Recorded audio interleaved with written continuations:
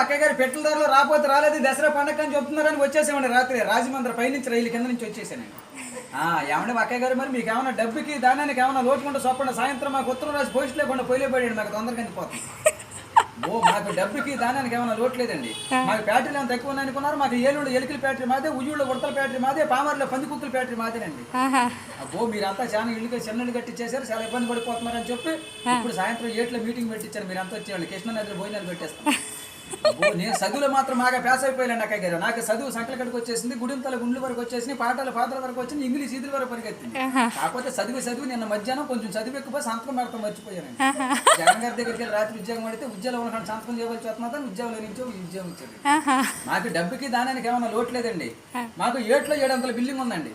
దాంట్లో ఏమి వచ్చి కట్టించానంటారు బిల్డింగ్ కి పింక్ అయితే పేలిపోతే, నాపర నలిగిపోతే, సిమెంట్ సితికిపోతే, తాటకైతే గలగలంటుందని మా ఆబద్దాలు ఆపించారు. కొత్త కలప తయారు చేశారండి. ఏం కలప అంటారు? అది జిల్లేడు కలప.